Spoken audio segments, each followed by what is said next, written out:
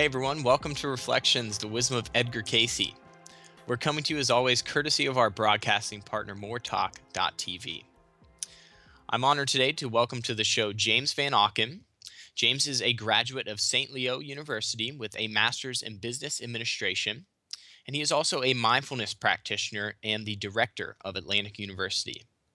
As a faculty member for Atlantic University and the Casey Riley School of Massage, he has studied mindfulness with Zen master Thich Nhat Hanh and mindfulness-based stress reduction techniques with John Kabat-Zinn. He is a featured presenter at the upcoming ARE conference here in Virginia Beach entitled Experiencing Sacred Inner Realms, Awakening to the Call of Your Soul. And that takes place from January 16th through the 18th. His particular presentation is on present moment awareness and creating a meditative life. James, thank you so much for joining us today on Reflections, the wisdom of Edgar Cayce. Thank you, Brent. It's nice to be back. Excellent. And I wanted to first get into your background with Atlantic University. If you could tell our listeners a little bit about what you do, kind of the goings about of your day at Atlantic University. Sure. At Atlantic University, I serve as the Director of Academic and Administrative Affairs. So in any given day, I'm working between the administrative staff, policies, procedures, the regular workings of an administrative higher education institution, and working with the faculty side, particularly, again, with policies and procedures and accreditation oversight in the curriculum and things like that. So it's kind of a pivot point position between faculty and administrative staff. Excellent. And I want to talk a little bit about the degree program offered. It's a graduate degree in transpersonal studies. And for some of our listeners, they may not be totally familiar with what exactly transpersonal studies entail. So maybe you can give us a little bit of background about what the study course is, what the curriculum is, and the courses that are offered. Sure. And I'd like to answer that maybe in two parts. Yeah, of course. First, you said transpersonal studies. What does that mean, the origin of it? You know, I think that it's kind of almost like a hidden jewel. I mean, this term was coined over 100 years ago by William James. Most people know William James as publishing The Varieties of Religious Experience. I know I read that book, and I have an undergrad in religion, and anybody who's spent some time in the academic world of religion, it's like you have to read The Varieties of Religious Experience by William James. But if on the other side, you're more interested in psychology, you probably read his book, The Principles of Psychology, and it was there where he talked about this need to have a transpersonal studies element of psychology. And he was specifically emphasizing the fact that there's a soul, that consciousness involves many states, including spiritual and pathological. And then it almost was like that big assertion that he made just went kind of undetected. And when you get to the mid-20th century, there were two major schools of psychology. First, there was behaviorism, which, as most of us know, that's the study of the behavior of animals in order to learn more about people. Then on the other side, there was the Freudian side, which was psychoanalysis. But then Maslow came along and he said, what about these things that are more uniquely human? I think we're missing something. What about love and self-consciousness, personal freedom, morality? And as he asked all these questions, he actually formed what's now known as humanistic psychology, which has become the third major branch of psychology. But soon after he launched that, and really it took off, I mean, we know it well today, he and a group of psychologists said that they forgot something. They forgot the spiritual dimension of the human psyche. And when they acknowledged this, they created transpersonal psychology. So really, when Atlantic University was coming back in the late 1980s, it was, let's see, Charles Thomas Casey was the president of Atlantic, or I'm not sure if he was the president at that time of the ARE, but he was directly involved in the reforming of Atlantic University. And my point was PhD in psychology. And then he rounded up a few other he rounded up a new administrator to become the president, and he was a PhD in psychology. Then they rounded up a few faculty members to start this, and they were all PhD in psychology. So they knew this. They knew about transpersonal studies. They saw how this transpersonal element would coincide with Edgar Cayce's philosophy and what he envisioned for a proper education. So to sum up, transpersonal studies is multidisciplinary. It's about exploration of higher consciousness, expanded self and identity, spirituality, and human potential. So our students in the Master of Arts of Transpersonal Studies will explore all of those things. They also, as you know, Brent, you dabbled in the program a bit. Students will come in, they'll take courses in dream work, meditation, mythology, and a lot of self-reflection work. And then, of course, they can specialize because we offer different tracks. So you could specialize in applied spirituality, and take that literally, applying spirituality into your life and into your community. And then you could pick consciousness studies. If that's not so much what you want to do, consciousness studies. You could explore that area in more depth. You could go leadership and conflict transformation, or creativity and transpersonal visual arts. Or if you're a little more like me and you just want a little bit of all of it, general studies. So Right. it's kind of Absolutely. it's kind of how we are at the moment. Yeah, absolutely. I think this is a wonderful degree program that's offered because it seems to be kind of a macro idea that's going on right now, a bit of a social movement where people are concerned about exactly what you have to offer within the curriculum of transpersonal studies. People are more interested in self-exploration, the idea of consciousness, both scientifically and spiritually. It's kind of the topic of now, which is great because your degree is, if somebody is interested in this and interested in getting an educational background, you guys are kind of at the forefront of offering that study track. Right, which is really interesting because for many years it's been in the background. So Right. I think it goes to show that our society and our culture is looking for more, and we're asking for more, and we're no longer afraid to ask for that. Right. Absolutely. And I want to talk a little bit about you're known amongst the ARE community as a mindfulness practitioner. Can you tell us a little bit about what exactly mindfulness is and how it is applied in your everyday life? Sure. Well, essentially, mindfulness is about being aware of what's going on in the present moment. And that means being aware of bodily sensations. How do I feel? What's coming up? Even, there's one level of just checking in. How does my body feel right now? But there's another level of being aware of the simple fact that I'm sitting in a chair right now. You're sitting in a chair, or somebody listening is driving in a car. Just a drop behind your normal level of awareness to just recognize that. Then there's the mental formations, the mental side. What am I thinking about? What am I dwelling on? What is the nature of my mind state today? Sometimes I like to compare it like with the weather. It's a bit foggy out today, but hopefully there'll be sunny skies in the afternoon. Especially after a holiday break. So mindfulness is about checking in. It's about adding a level of self-awareness and self-reflection with the purpose of having more self-management. And if anybody out there knows anything about emotional intelligence, you'll see those are actually the fundamentals of emotional intelligence. Self-awareness, self-reflection, self-management, and then the ability to be cognizant and aware of how our actions and behaviors affect our surroundings. How does my behavior affect my colleague next door if I'm in a great mood or a poor mood? How does it affect my family or my job? So to be a mindfulness practitioner, it simply, to me, means that I have set that as an ideal, and I attempt to live that way consciously all the time.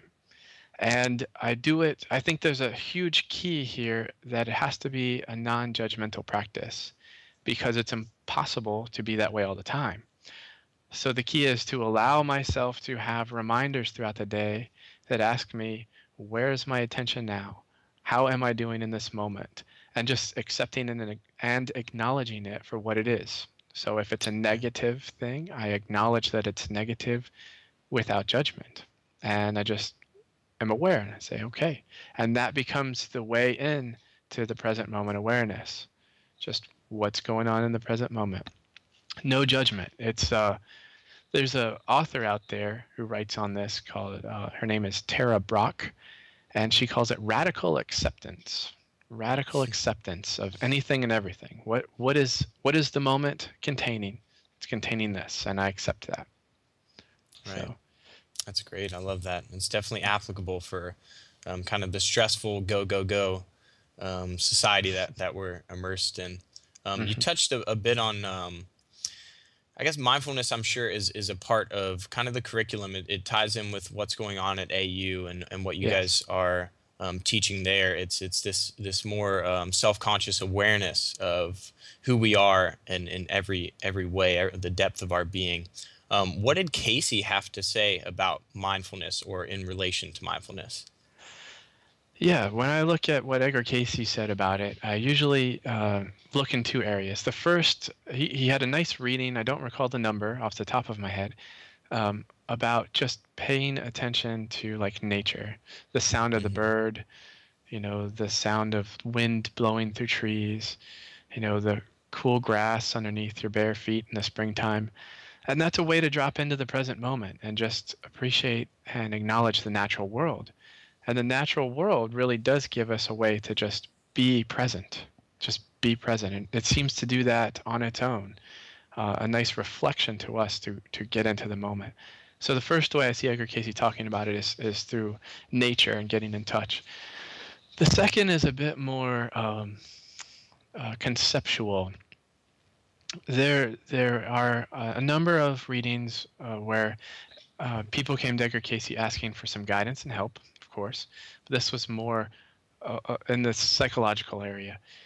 And he said that very often we create barriers for ourselves by acting in a certain way, often reacting to certain things. And as we react instead of have awareness or choose our response, we create a barrier. And then that becomes a part of ourself. And he goes on to reiterate that he always says self will always meet self. So if we are creating a barrier that's part of ourself and we're not ever paying attention to it, we've always got this one level that's like a blockage. So he says by being aware of it, by being aware of our tendencies, by thinking of the other person and what our actions, like I mentioned earlier, create in them, then we can start to view the barriers as opportunities for growth. And Right. it's not easy. It can be painful to recognize that our certain habitual tendencies actually are painful to our spouses or our children or our colleagues. That hurts. And that's a big part of it. We have to be willing to look at it. What is it that I do that I need to change? And accept that it won't be easy to change it. And it seems like in a lot of the Edgar Cayce readings where he's talking about this, he actually is almost getting on people's cases pretty hard. Like, you've got to stop doing it. He does that where he writes, see, with question mark, don't you see what I'm saying? Right. And because it's hard. It's hard. And we have to accept it. Hmm. It takes a lot of compassion too, recognizing, that, I mean, nobody said life was easy. But then Hmm. again, that nobody gives us a manual either. So we have to go out searching for it and seeking for it. So that's why people asked him for some help. And he said, uh, notice what barriers you're creating. Take a look at what you're doing and why you're doing it. If you can become aware of it and change it, then you have learned that lesson and you'll move on. If you don't Right. do that, you'll just keep meeting it over and over again. There were like readings where people would say, ask about marital advice, and they had been on their third or fourth marriage. Uh, if they keep doing the same thing, you know, they're going to get divorced again, and so forth. That's not universal, but it's just indicative of our natural tendency to kind of live life outwardly. It's your fault, it's not mine. That's a selfish approach. So this is more of the selfless approach. Right. Absolutely. It's a hallmark of the Casey reading is that you are constantly meeting self. So, Yeah. if you don't learn it in one moment, there will be a moment, down the line where you will get another opportunity, and that cycle will continue until you, acknowledge that lesson and work through it and realize that, it's always presented for me just in different forms. Mm-hmm. Mm-hmm. Yeah, absolutely. Well, James, we're going to take a quick commercial break, but we're going to be right back to talk more about mindfulness, the Casey material, Atlantic University, and plenty of other topics here on Reflections, the Wisdom of Edgar Cayce. All right.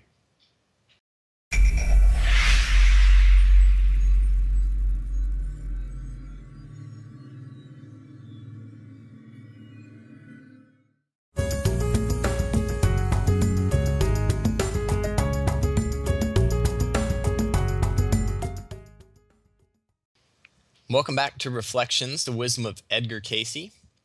Joining me today again is James Van Auken, and we were talking a bit about mindfulness and kind of how important it is for these times that we're experiencing a high stress. I guess there's a lot of things that are pulling us in different directions. We have new advances in technology that seem to be seemingly pulling us out of this present moment awareness, and this is something I want to touch on because you are doing a presentation at an upcoming conference here at the ARE where you will be talking a lot about present moment awareness.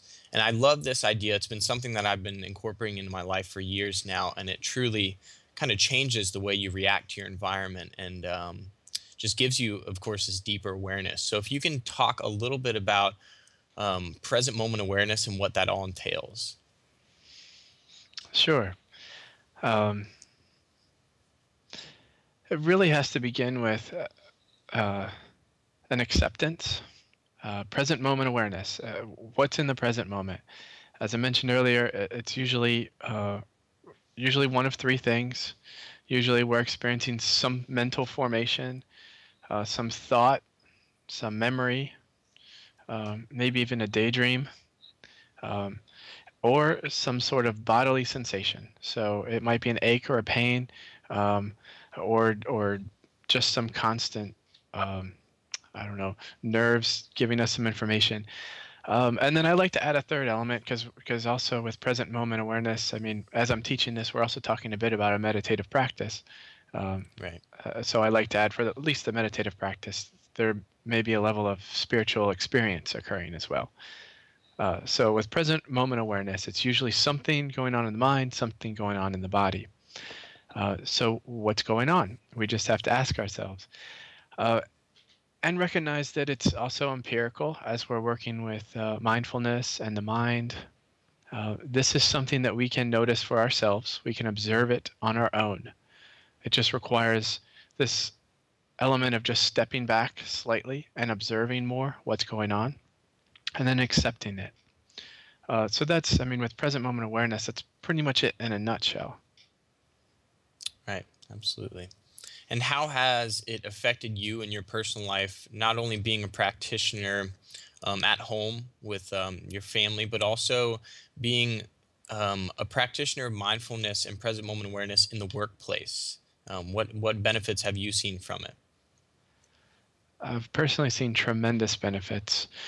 I'm not sure how I would have been able to do anything I'm doing today. I don't think my former self that wasn't aware of mindfulness could handle today's demands, which just goes to say, I mean, you kind of are given what you can handle in the moment, and you have to evolve and adapt and learn. So for me in my home life, it's really about, for me, recognizing what my preference is and not allowing anything that the family's doing to become a perceived hindrance to me having my preference. I mean, a very simple example is just getting off work at 5 p.m. and coming home to a young family, my preference might be to have some quiet time, you know, to reflect a little bit and transition from the the concerns of the day to being with my family. And 5 o'clock, 5:30 is kind of the chaos time at the house. I mean, the kids are wild, they're tired, they're hungry, and my wife is at the end of her day being with them. So it is like, I mean, the crunch time of the day. So I have to recognize that my preference cannot become the roadblock. It can't become the hindrance to happiness. You know, I have to accept the situation as it is and jump into it. You know, what can I do to make it better? That's the question that I have to remind myself. I mean, if I take it back to a non-critical time, because I think that dinner time, I mean, if there's everybody has different words for that, like arsenic hour, or there's a few others. We all know that it's crazy for families. But let's just say Sunday afternoon, I might want to watch a TV show or a baseball game or something, and my daughter wants to watch Curious George or whatever. Maybe she just wants to color a picture with me. Um, I use mindfulness to not get in the way of those things. I mean, why do I even need to watch the show? I mean, that's the deeper level. My Right. preference is acceptable. I can have a preference, but I don't want it to get in the way of something that's more important and more valuable. A lot of the teachers that I learned mindfulness from say the most valuable thing you can ever offer anybody, especially your family, is your own presence. Hmm. So, I mean, I personally try and strive to let go of those preferences and just be in the moment. And you know what? It's fun to draw and color pictures with a 4-year-old. It actually is kind of fun, and I'm glad I don't, deny that for, watching a few people strike out or hit a home run. So Right. Absolutely. that's a good way in the in the home that I use it. In the workplace, I tend to use it more. Um, uh, well, one way I'll say is listening. Listening. That's huge. Um, I mean, when people are telling me something, and let's say I'm their boss or their boss's boss, uh, am I listening? They will notice, and that is, I think, tremendously valuable. Um, uh, let's see here. When I talk about mindful listening, there's actually a few key elements of things that any of us can keep in mind. One is we have these natural tendencies when we're listening to people to want to do some of these things, like defend our own opinion or shift into telling your story. Me too. I experience that as well. And I'm guilty. I'm guilty of the first two, but I'm especially guilty of advice giving. So somebody tells you something, you say, you know what you should do is, and that's not so much listening. That's not so much listening. I'm trying to hear them fully acknowledge what they have to say. And if they need advice or opinions or confirmation or even just approval, you know, then I give that. But first and foremost, I want to share that I'm listening. Another thing is being able to truly hear what's going on. Sometimes there are layers upon layers of things going on in people's lives that are actually creating their behavior. So maybe we've got somebody who's frustrated or concerned or agitated. It may not be about what's coming out of their mouth. It may not be the situation that they're frustrated about. It may be a few levels deeper. So I try to bear that in mind as we're dealing with some of the more, let's just call it dealing with conflict in the workplace. Uh, Hmm. I also try to give people the benefit of the doubt. Um, and again, everything I just brought up is external. Um, I guess for me as well, I try to use mindfulness during the day um, to again not get out of touch with the deeper purpose of being in my job. I've been working between the ARE and Atlantic University for nearly 12 years now. This coming April will be 12 years, and and I've also worked closer to students, closer to the public, and now farther away from it. It's easy to get out of touch with the true reason why we're here, and that's service, right? That's serving the Right. students, serving the public, serving members, serving the community. Um, so I try to use it to be more aware of why I'm here and what's the purpose of my time in this job. I also think it's good for helping to manage my own emotions.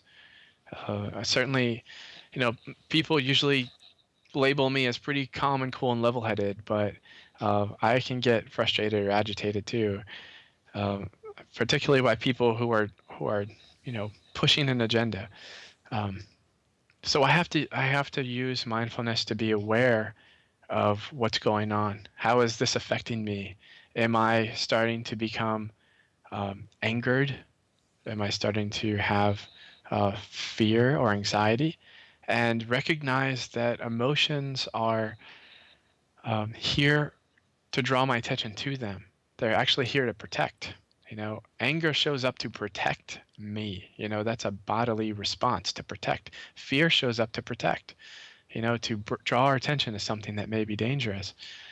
So I have to use my own ability to acknowledge the emotions that come up, and then be able to use the executive center of my brain to choose how I want to respond. And that can be challenging, but with practice, it becomes easier. So I try Right. to use it in every aspect of my life. Yeah, I love that. Thank you for sharing that. And I think you touch on so many different benefits that, excuse me, that we see from being a mindfulness practitioner and being constantly putting an effort to be aware of what's going on both in our internal environment and kind of how it's creating our external environment. And it really is all about how you react, which I love that, because you get you grow in depth of awareness of how you really react to everything and how that's what's building your reality. It's as Casey said, mind is the builder, and I think as a Hmm. mindfulness practitioner, you get to see how deep that really goes, and Hmm. through the experiences that you have. And I mean, experience really is the best teacher. You can read as many books as you want, but until you're applying these principles, applying these ideals, and sticking to them, you don't really get that full depth of awareness, that wisdom. Yeah, I agree completely. Yeah, and yeah, I think mindfulness is that key to bridge um, like spirituality and ideals and intent with actual application throughout the day. Right. Um, Right.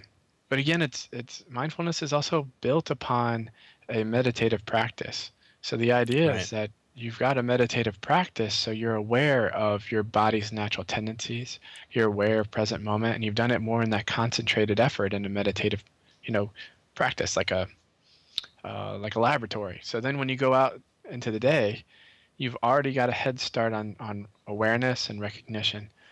And then you can go back to it and recognize, like I said at the beginning, how's the weather today? How's the weather of my Right. own mind and body and emotions? But Right. yes, I think Absolutely.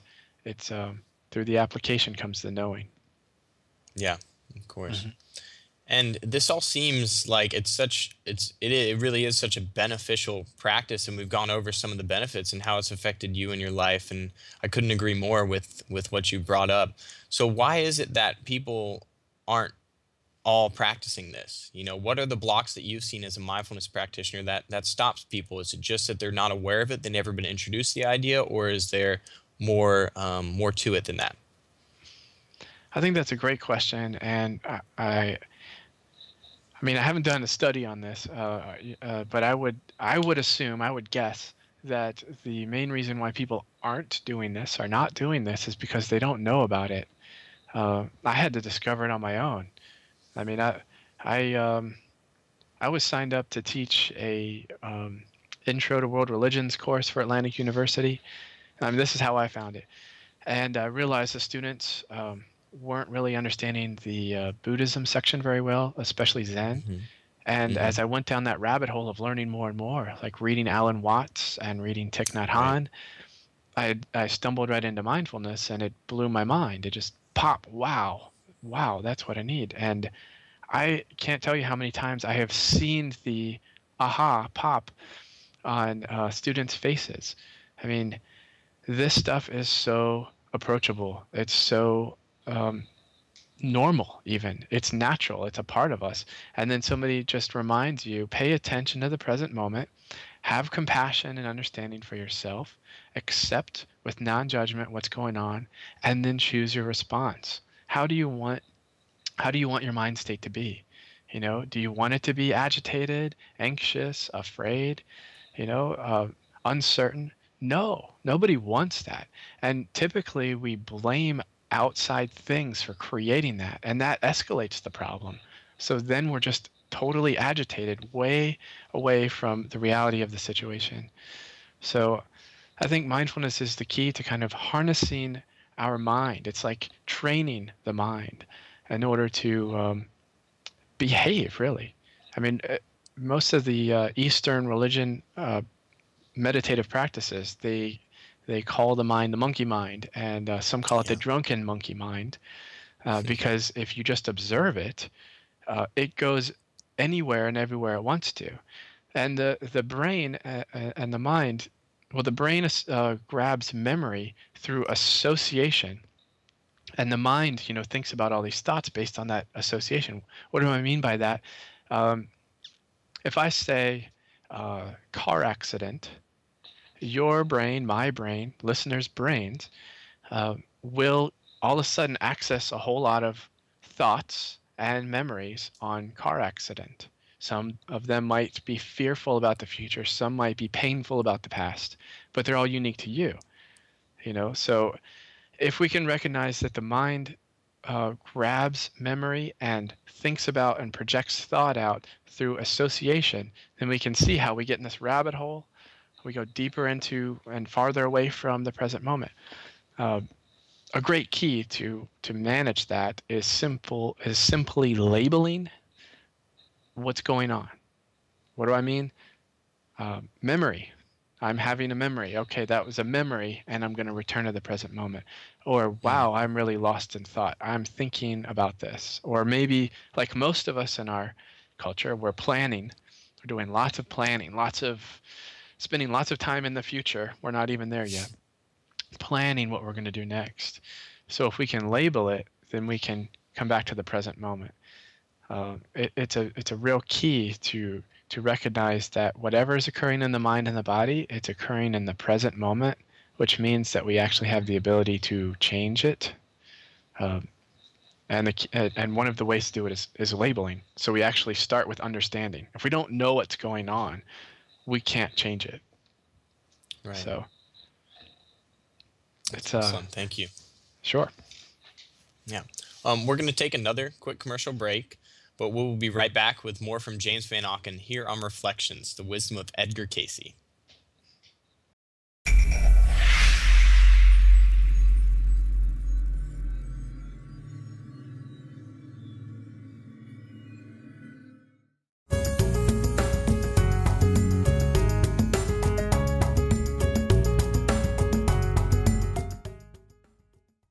Welcome back to Reflections, the Wisdom of Edgar Cayce. We'll get right back into my interview with James Van Auken, and we were talking a bit about mindfulness. And James, you raised a very interesting point about not blaming external things, which brought to mind something for me, that we have a lot of external distractions that maybe weren't so prominent in previous times throughout history. I'm referring specifically to technology and cell phone usage. And it begs the question, from my personal observation, is the cell phone and technology and the media and the kind of bombardment of things that are constantly drawing for our attention, is that become a hindrance to living a meditative life, one who practices mindfulness and tries to stay in this present moment awareness? What have you found with that? Yeah, it's interesting how this is occurring in our culture. Just like anything, it can become a hindrance. Technology and more so companies and marketers and advertisers behind the technology really are demanding everybody's attention. I mean, you can see it in commercials, you can see it in apps. and websites. We've learned as a culture how to harness people's attention, and Right. many of us have given up our even the knowledge that we have control over our attention. We've kind of allowed ourselves, or not all of us, but we can allow ourselves to give up our control of where our attention is, and kind of give Right. it over to society to tell us what to do and what to watch and what to eat and how to dress and what to drive and so forth, even how to communicate. Um, so I think people aren't ignorant. I think that our current contemporary society, actually, it's very possible that these increased demands of our attention are actually what's driving this huge desire and comeback to have mindfulness in our lives, because we're starting to recognize that our attention is split 10 ways, and attention Right. split 10 ways is not valuable attention, you know. Um, Actually, attention is one of the key points in how to gain our mindful awareness at the present moment. Again, is where is my attention now? What am I focusing on? So, could a person be completely mindful and check Facebook regularly on their smartphone and type emails and get instant texts and everything and still be mindful? I think they can. I think they can. It's challenging, but I think they can. It's about, paying attention to the present. What am I doing now? It's uniting our mind, our awareness with the action. So if we know what we're doing while we're doing it, we're still being mindful. Just like martial arts. If we know what we're doing while we're doing it, it's that much more effective. It's when I Right. think we're split. When you and I are having a conversation, if I get a text message and say, "Hold on a second, I got to check this," then I'm more acting like I have an addiction, and and I can't help but it's stimulus and response, and I just immediately react instead of choose my response. So I think Right. we have to be wise. We have to, use skillful means to be able to use this technology in a way that's productive for us, because it can be quite a helper for us. It can also be a Yeah. complete hindrance. And the key, as you mentioned, is attention and awareness. Yeah. Absolutely. That's great. You raised such good points in that, and I think, like the Casey material says, is that it depends on how you use it. These things Hmm. can be a stumbling block or they can be a stepping stone, and we are in such a unique time where we are kind of bombarded by a lot of things trying to pull our attention away. But you raised a great point in saying that it's an opportunity to really put this into practice. If you want to become somebody who is living a mindful life and becoming, more aware, we have more opportunity now than we've ever had for that. So, Hmm. and you always have to, try to remain focused on the positive, and that this technology has incredible benefits, in that it not only has it brought us together in a more interconnected way, which I think is great for where we're moving as a society. But it's also given us an opportunity to kind of get these ideas out there. For me, when I'm on Facebook, I have a news feed now that's full of conscious news. It's full Hmm. of sharing ideas about meditation, about holistic health, about mindfulness. Hmm. I'm subscribed to Thich Nhat Hanh's Facebook page, and you get these beautiful things from his page, and it really is about how you use the technology. Hmm. I agree. Yeah, yeah, absolutely. And I want to talk a little bit about your upcoming presentation at the ARE conference here in Virginia Beach. It'll be Sure. January 16th through the 18th. Hmm. And can you tell us a little bit about what your presentation will entail and what conference attendees can expect to take away from it? Sure, sure, absolutely. I'd love to. My general presentation is that Sunday morning from 9 a.m. to noon, and if you were to attend, you would. First, I'm going to do a lecture. I'm going to talk about a lot of what you've been hearing me talk about today. Um, what is mindfulness? What does it mean? How do you use it? Why would I want to use it? Okay, I want to use it now. How do I do it better? What are some tips? And then I'm going to teach, like I mentioned, I said we need some formal meditation practice. So I'm going to teach people how to do that. I'm going to teach mindful meditation, sitting meditation, mindful walking. Then I'm going to lead, after a break, I'm going to lead the group through a longer session so people can really, really drop into the present moment. Have some extended time in this safe, contained environment with a person leading them through the meditations so they can really go deep and truly experience the present moment and get much more in touch with their own selves. You know, who am I? And what does that mean? And how do I want to live?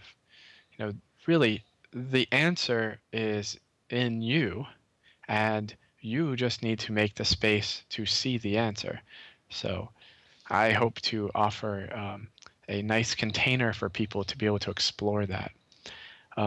Additionally, something I'm excited about because I've never done this before. That Friday before the Sunday from 2 p.m. to 3:15 p.m., my father, John Van Auken, and I will be doing a basically like a dialogue talking about meditation and practice, meditation in daily life, and what that means to us. And if most of you know, we have different practices. His practice is his, and mine is mine, and I'm really excited to see what comes out of that discussion, and I think it's going to be really fun too. I really do. Yeah, me too. I couldn't agree more. When I saw that on the schedule, I meant to ask you, had you guys done that format before where you guys kind of sat down and had a dialogue, had a chat about, what your journey has been like, what his journey has been like, what your practices are, what his are, and kind of bring it together and kind of have that dialogue. It's a great format.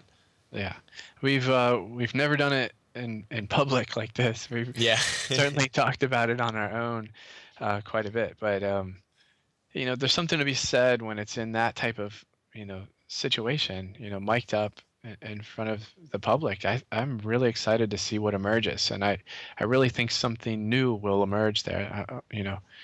So I'm looking forward to it.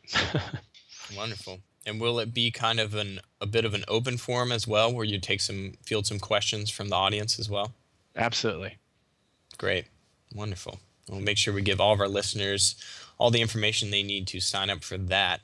Hmm. I wanted to talk a little bit about what's going on at AU, Atlantic University, as far as new developments. Do you have any Oh, things yes. that you can share with us in that regard? Absolutely. I'm very pleased to announce that just 2 weeks ago, we received formal and official approval to begin um, having a new degree program. We will be launching a Master of Arts in Leadership Studies, which we are thrilled about. And it's going to have 3 specializations. And the first one I'm pleased to tell you is mindful leadership. Oh, wow. Then, yeah. So the second will be organizational leadership, and third, global leadership. So this is a whole new venture for us. We're going to be spending the entire year creating and launching this whole thing. We don't even have a website up for it yet. It is that new. So watch for us. If you know people out there who are interested in getting a Master of Arts in Leadership Studies, we expect, at least as I'm going to state it today, to begin the enrollment in the spring semester, which would be what you would probably consider winter. So it would start in Mhm. January of 2016. So that's when we expect that first cohort to begin. So if you're Excellent. interested, send me an email, james.vanauken@atlanticuniv.edu, and I'll put it in the file and we'll get you set up. So it's going to be great. It's really going to be great. It's something we're seeing more and more these days is this need to have real leadership, real leaders, Right. people Right. who are self-aware, who can listen, who do care about the community and the environment. And there's a difference between leadership and management. I mean, a manager knows how to get things done and knows the business inside and out. And that's what we want out of managers. Now, what do leaders know how to do? Leaders know how to take the group and say, this is what we have. And they know how to see the whole and say, this is where we need to go. They know how to use a whole team. They know how to create team buy-in and value all aspects of whatever organization or function the team has. Uh, Right. so it's something that I think is in high demand right now, and I think it'll be even greater demand in the future. Yeah, So again, absolutely. I hope we're on the cutting edge of it as well. That's wonderful. Thank you so much for sharing that. And that's Sure. awesome, exciting news to come for Atlantic University. On I guess a last note, is enrollment currently going on for Atlantic University? Actually, we just finished enrollment Okay. for this spring semester. So everybody's about to start up January 12th. The new semester is going to go through. If people are interested in applying, taking courses at Atlantic, uh, I would look toward the summer, but there's no reason to hesitate. If you're interested, go ahead and contact the school now, and we can answer your questions, get you all the literature, um, and get you on track. For those of you who don't know, we've got the Master of Arts in Transpersonal Studies. That's full on running, has been running for decades. We also have a certificate program in spiritual guidance mentor training. So if you don't want the full master's degree or you don't qualify for admissions for the master's degree, check that certificate program out. It's really good. We get great reviews from it. And then we've got a third. We've got um, a graduate level certificate in integrated imagery regression hypnosis. And that is a 3-course certificate program with a residency requirement for each course. So students would come to the campus here in Virginia Beach for 4-day weekends for each course, learn regression hypnosis from a accomplished PhD faculty member, and get that full-on graduate certificate to be able to go teach it themselves. So check us out. We're here for you, and hope you will contact us. Wonderful.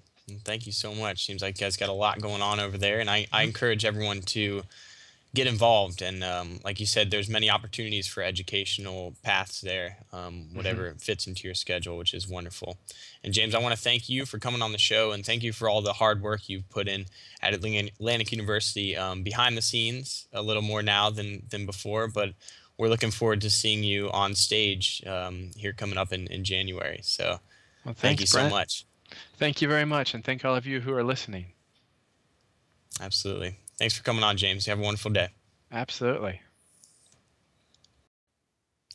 Don't miss your opportunity to participate in an interactive presentation with James Van Auken here at the ARE in Virginia Beach on mindfulness and present moment awareness, as James is a feature presenter at the upcoming conference entitled Experiencing Sacred Inner Realms, and this takes place from January 16th through the 18th. If you'd like to register for this or other conferences offered here at the Association for Research and Enlightenment in Virginia Beach, you can visit our website at edgarcayce.org/conferences. If you'd like to know more about the unique educational opportunities presented by Atlantic University, you can visit their website at atlanticuniv.edu. On behalf of everyone here at the Association for Research and Enlightenment and moretalk.tv, I'm your host, Brenton Bickerstaff, encouraging you to stay mindful in 2015. We are gifted with another year of opportunities for spiritual growth and a deepened understanding of all that is. I encourage everyone to strive for a meditative life full of love and compassion. Thank you so much for joining us this week on Reflections, and we look forward to seeing you next week. Take care.